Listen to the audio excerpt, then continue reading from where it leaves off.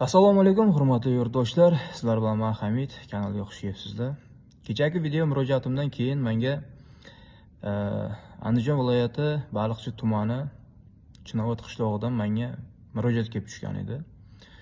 Va men o'sha murojaatni ko'rib, to'g'risi hayron qoldim. Do'stlar, ishoninglar, siz ham bu murojaatni ko'rsangiz, elektr energiya vazirligiga bo'lgan hurmatingiz va Alisher Qodirovga bo'lgan hurmatingiz juda ham bir pik darajaga chiqadi. Ishonmasalaring, videoni oxirigacha ko'ringlar. Gap nima haqidaligini o'zlaring tushunib olasizlar.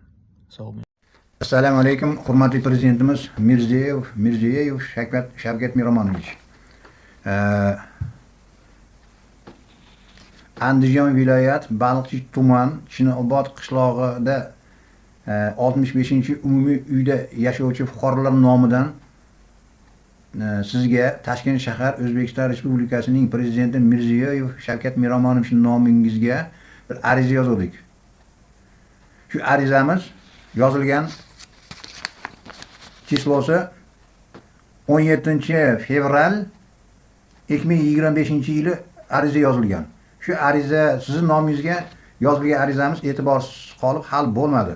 Shuni agar bir videoda ko'rsangiz, shu videoni, shu arizani hal qilishga amaliy yordam berib iltimos.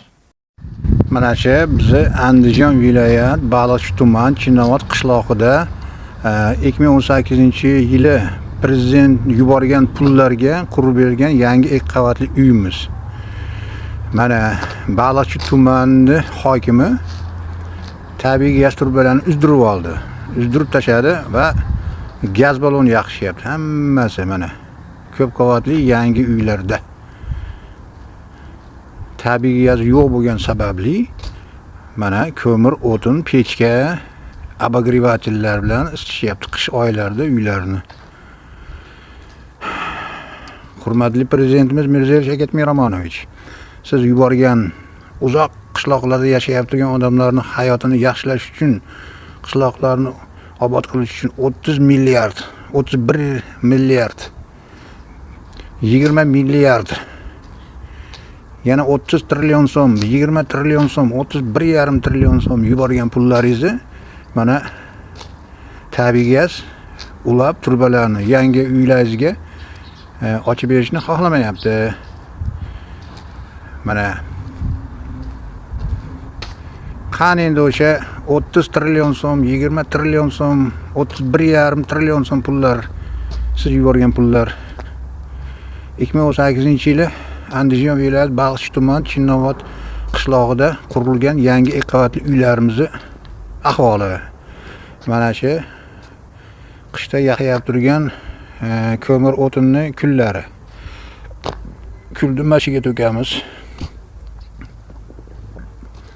Mana eski uyda yashagan uylarda omborxonalarni buzib tashlab, yangi omborxonalar qurib berishni ham xohlamadi.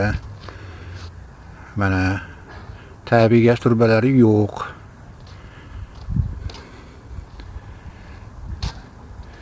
Mana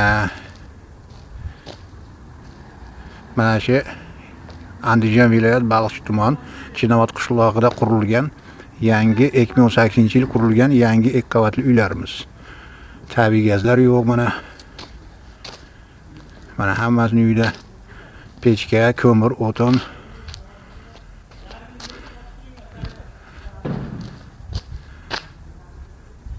Duvarlar ham qorayib ketgan mana.